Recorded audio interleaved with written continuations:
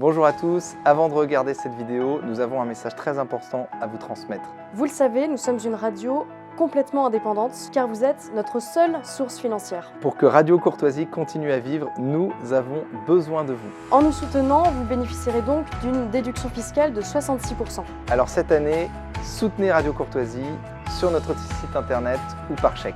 Il n'y a pas de petits dons, chaque participation compte. Merci à tous.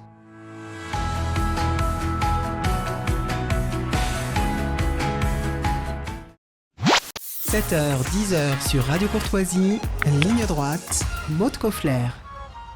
Le prix de l'électricité va augmenter, contrairement à ce que nous annonçait le gouvernement il y a quelques semaines. Alors comment est-ce possible ? Comment y remédier ? La France a-t-elle encore son mot à dire sur le marché européen, par exemple ? Comment sortir de ce conflit énergétique aussi ? On en parle aujourd'hui avec Fabien Bouglet, expert en politique énergétique et auteur de plusieurs livres sur le sujet, notamment Guerre de l'énergie au cœur du nouveau conflit mondial, paru aux éditions du Rocher. Bonjour Fabien Bouglet. Bonjour.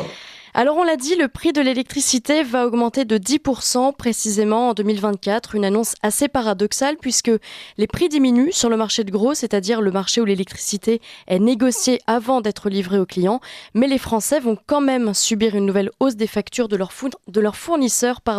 Pourquoi ? Bien, écoutez, tout d'abord parce que nous sommes en train de subir 20 ans de politique énergétique et électrique catastrophique. Et que, en réalité, il faut bien comprendre que la politique énergétique est une politique de très long terme et qui a des conséquences bien après les décisions qui sont prises. Et donc, en fait, aujourd'hui, nous subissons de plein pied, aujourd'hui, les conséquences des décisions politiques qui ont été prises au début des années 2000. Et donc, évidemment, il ne faut pas imaginer que la facture d'électricité va baisser d'une manière magique à court terme par une décision politique de court terme. Il n'y a que sur le long terme que nous allons avoir des effets sur cette facture d'électricité. Donc, malheureusement, ce que je dénonce depuis des années dans mon livre est en train d'arriver. Je l'avais évoqué dans mon livre Nucléaire, les vérités cachées, où j'avais expliqué que la baisse de la part du nucléaire dans le mix électrique français conduirait à une augmentation des coupures et une augmentation des factures. Je l'anticipais, j'avais dit également qu'on allait devoir acheter de l'électricité au charbon allemand. Les trois éléments se sont passés. L'année dernière, nous avons connu des risques très importants de coupure d'électricité. Nous connaissons les augmentations des factures d'électricité et malheureusement, l'année dernière, nous avons dû importer de l'électricité au charbon. Alors après, si vous voulez, on peut rentrer dans le détail de ce paradoxe que vous avez souligné à l'instant, à savoir pourquoi, lorsque le marché de l'électricité baisse, nous n'avons pas pour autant des conséquences sur les factures. Je dirais que la facture d'électricité des Français, elle est composée de trois variables. Une variable locale, c'est-à-dire franco-française, qui intègre le prix de l'électricité, l'abonnement de l'électricité. On va acheter 1 kWh à un certain prix avec un abonnement, mais qui ajoute à cela le prix des taxes, et je pense qu'il faudrait y revenir, la CSPE, la contribution au service public de l'électricité, et le TURP, qui est le tarif de raccordement au réseau des modes de production d'électricité. Ensuite, vous avez une deuxième variable qui est l'organisation européenne de l'électricité, c'est-à-dire le marché européen de l'électricité, qui dépend de l'unité de production la plus chère. De ce fait, effectivement, le prix de marché au niveau européen va fluctuer en fonction du prix du gaz, puisque l'unité de production la plus chère, en ce moment, c'est le gaz. Et enfin, donc l'organisation fédérale européenne a des conséquences, puisque évidemment, le prix de marché dépendant du gaz, alors que les Français n'ont pas besoin de gaz pour la production de leur électricité, en quelque sorte, les Français pâtissent du prix du gaz alors qu'ils ont de l'énergie nucléaire qui coûte pas cher. Et enfin, la troisième variable, eh bien, c'est l'évolution du cours du gaz, et c'est ce que nous avons connu en 2021 avec le choc gazier qui a vu la multiplication par 6, voire même par 10 pendant l'année du prix du gaz, qui, par voie de conséquence, a contribué à l'explosion du prix de marché de l'électricité qui sont homothétiques, disons, qui sont liés. Donc, pour bien comprendre, en fait, si vous voulez, ce qui se passe dans les factures des Français, il faut avoir à l'esprit ces trois variables-là. D'accord. Hein. Est-ce que les prix déjà peuvent continuer d'augmenter ? Les prix vont continuer d'augmenter. C'est rassurant, c'est super. Parce que, si vous voulez, non, mais malheureusement, c'est non, mécanique. mais vous avez raison de dire, de dire les choses. Malheureusement, c'est mécanique et c'est là tout le problème. C'est ce que je dévoile depuis des années. C'est que, je vais faire une petite synthèse avant, si vous voulez bien. C'est que nous avons fait de la politique politicienne, de la petite politicaillerie de coin de table pour une politique énergétique qui est une politique de long terme. Aujourd'hui, nous bénéficions d'un système électrique qui est basé sur le plan Mesmer, qui a été établi en 1973 et en 1974, après la guerre du Kippour. Ah oui. Donc, si vous voulez, c'est vous dire que l'électricité que vous avez dépend de ce mécanisme qui a été décidé par le Premier ministre. C'est pour vous dire que 50 ans, c'est quand même une longue période. Oui. Et par ces accords politiques entre la gauche et les dits écologistes, ça a conduit à des conséquences qui ont aujourd'hui des conséquences sur nos factures d'électricité. Alors maintenant, pourquoi ça va continuer à monter ? Pour une raison extrêmement simple.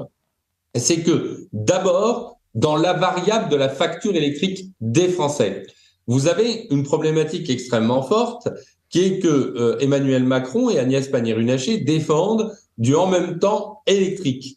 Ça veut dire quoi, le en même temps électrique ? Ça veut dire que on fait du en même temps du nucléaire. Ça, c'est très bien. Je ne le conteste pas. Il faut le faire puisque le nucléaire permet d'avoir une électricité pas chère. Mais en même temps, nous intégrons un développement des électricités intermittentes, des modes de production, éoliennes, panneaux solaires. Ça n'est pas sans conséquence, parce que même si le marché de prix au kilowattheure ou au mégawattheure de ces unités de production ont baissé, vous avez un problème majeur sur ces modes de production, c'est qu'il faut financer une révision, une modernisation de nos réseaux électriques. Nos réseaux électriques, les réseaux électriques, on va pas se cacher, ce sont les lignes à haute tension. C'est ce qui mène les modes de production d'électricité vers les concitoyens, vers le consommateur. Sauf que la multiplication des éoliennes et des panneaux solaires et des éoliennes en mer fait que nous sommes obligés de totalement réintégrer le réseau électrique. Et M. Péchazik, qui est le patron de ce réseau électrique, au travers de la société RTE, l'a dit, il va falloir financer 100 milliards d'euros, vous avez bien entendu, pour modifier le réseau électrique. Et Enedis a dit que pour la distribution et l'intégration de cette électricité d'origine solaire et éolienne, il allait falloir dépenser 100 autres milliards. Donc, en fait, si vous voulez, c'est 200 milliards d'euros qui vont être consacrés même pas pour le mode de production d'électricité, mais pour l'intégration dans le réseau de ces modes de production d'électricité. Or, je le rappelle, mais la Cour des comptes avait établi que le nucléaire français, c'est-à-dire les 58 réacteurs nucléaires français, avait coûté à la collectivité 90 milliards d'euros. Donc, vous comprenez que de ce fait, ces 200 milliards d'euros de modification du réseau pour intégrer de l'énergie intermittente dans le réseau va se répercuter sur la facture d'électricité des Français au travers de l'augmentation du TURP, de la fameuse taxe de raccordement. Et en fait, en réalité, d'ailleurs, il y a eu de la presse qui en a parlé. Alors évidemment, pour les initiés comme moi, je vois tout de suite l'information. Il y a quelques mois, avait été évoqué que l'augmentation de la facture d'électricité était liée à l'augmentation des réseaux. Si on associe les chiffres qui sont annoncés par M. Piéchazik, nous aurons inéluctablement, si nous continuons à dépenser et à installer de l'énergie intermittente, éolienne, panneaux solaires, nous aurons immanquablement une augmentation de nos factures d'électricité, d'ailleurs, qui n'avait pas commencé avec la crise en 2021, qui a commencé selon l'INSEE. J'ai mis un tableau de l'INSEE dans mon livre Nucléaire, les vérités cachées, depuis 2001. Et 2001, entre 2001 et 2020, avant la crise énergétique de 2021, nous avions eu une augmentation de 50% de la facture d'électricité. Et 2001, c'est l'année de l'arrêt coché du financement des subventions aux éoliennes. Donc vous voyez, on a un lien direct entre l'augmentation de facture d'électricité des Français et le déploiement des énergies intermittentes. Eh ben, on n'est pas sorti de l'auberge. Alors, je vous pose quand même la question, dans ce contexte, Fabien Bouglet, est-ce le moment, pour revenir vraiment à la facture des Français, est-ce le moment de changer de fournisseur d'énergie et de s'ouvrir Non, surtout pas. Non, mais parce que, en fait, si vous voulez, d'abord, il n'y a pas de fournisseur. Alors, déjà, on va enlever un mythe. Il n'y a aucun fournisseur alternatif d'électricité en France. Il n'y en a qu'un seul. Non, alors justement, plutôt à l'étranger, en fait. Non, mais parce que, en fait, si vous voulez, aujourd'hui, on a fait croire, en créant l'ARENH, l'accès régulé au nucléaire historique, on a fait croire qu'il y avait différents fournisseurs. Non, il y a un producteur d'électricité, c'est EDF. Ce producteur produit de l'électricité et il est obligé de le vendre à des courtiers en électricité qui ont juste un bureau et un téléphone et qui refacturent cette électricité aux Français. Donc, ce n'est pas des fabricants, ce sont des courtiers en électricité qui prennent une marge.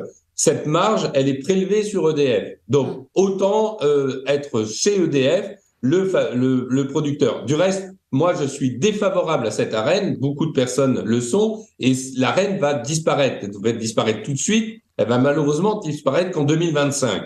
Donc, il n'y a pas de fournisseur alternatif. Il faut rester chez EDF. Et il faut qu'EDF soit le seul producteur français parce que pour des intérêts de souveraineté électrique, il est fondamental que nous ayons un fabricant d'électricité et il n'y a aucune raison de libéraliser ce marché qui est produit par nos 56 réacteurs nucléaires en activité. Donc là-dessus, soyons très très fermes.